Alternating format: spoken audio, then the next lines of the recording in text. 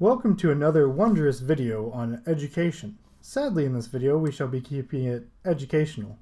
No more jokes, especially on the Mongolians, which is mostly due to the fact that during this time they stopped being significant, especially to those living in Japan. Fortunately for us, the samurai remained relatively important during this time of peace and prosperity. So let us take a look and see what it was like to be a samurai during the Edo period. With all serious. No jokes. Let us look first at what it is to be a samurai. Samurai were warriors of Japan, earning the reputation and glory in battle and service to their lord. Most of the time, samurai were born into established warrior lineages and then trained at a very young age to become a samurai. It was possible to not be born into being a samurai, but you had to prove yourself worthy and receive special recognition in order to become higher than a lowly foot soldier. Samurai lived their lives according to a strict code of ethics known as Bushido, which emphasized loyalty, honor, self-discipline, and humility. These codes came into conflict with the very peaceful era where people sought lives of excess and there were few battles to fight and earn glory in. So, what would a samurai do? What could they do? With no battles to fight and no glory to be earned in combat, what did the samurai choose to do with their abundance of free time? Art. A lot of samurai looked to art to ease their boredom. What kind of art? Artistical art. They enjoyed making paintings, writing poems, and would regularly partake in theater. They also very much enjoyed taking part in tea ceremonies. As beings of training and routine, I believe they very much enjoyed the ritual of the tea ceremonies.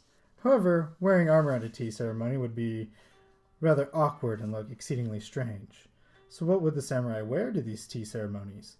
Or indeed, even in town, since walking around in armor all day would rather be uncomfortable. Usually they wore silk kimonos with varying designs. The quality of the kimono was very much dependent on the samurai's income and status. They would also wear, on occasion, a kamishimo, which is a two-piece costume consisting of a sleeveless jacket and wide flowing trousers, almost like MC Hammer Pants, or just like MC Hammer Pants. They would also always carry a weapon. In fact, during this time, they were some of the only people in Edo that could even carry a weapon at all, which they must have been very proud of because they usually carried not one, but two weapons. Maybe to show off, maybe because it was cool. Who really knows? They do. They know. Let us take some time away from talking about samurai and instead look at some samurai. Closely. Not too closely though, just close enough. Here we can see them relaxing at a nice restaurant, enjoying some drinks. We can tell they are samurai due to the weapons that they are carrying. Carrying swords was prohibited unless you were a samurai, remember? There is some writing on the painting as well. However, I'm not quite sure what it translates to, and I'm lazy, so I will not be looking it up. If you're curious, you have my full permission to look it up yourself. That's probably the only way you'll find out what it says, although it probably isn't important in the grand scheme of things. Back to the samurai, who are obviously having a joyous time, each one with a smile as they enjoy their food and drink. However, the chefs seem rather displeased for some reason. They are scowling as they prepare the fish. Why would they be upset? Who wouldn't enjoy having samurai eating at your fine restaurant? Seems odd they'd be upset at having customers. I believe they are mad because they can't sit with the cool samurai and instead have to work.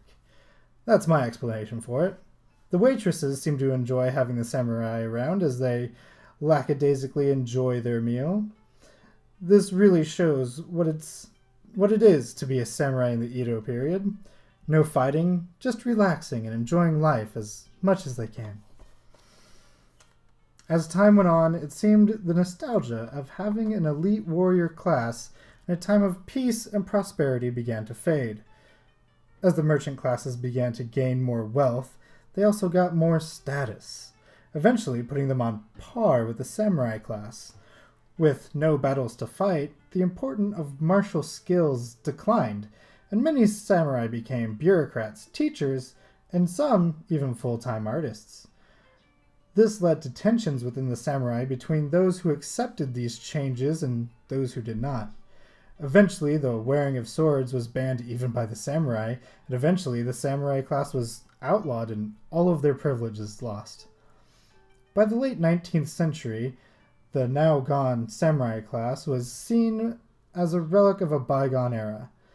The introduction of guns and other new technologies made the samurai's focus on swords and other older styles of warfare obsolete, and soon the notion that Japan should have an imperial military began to take shape.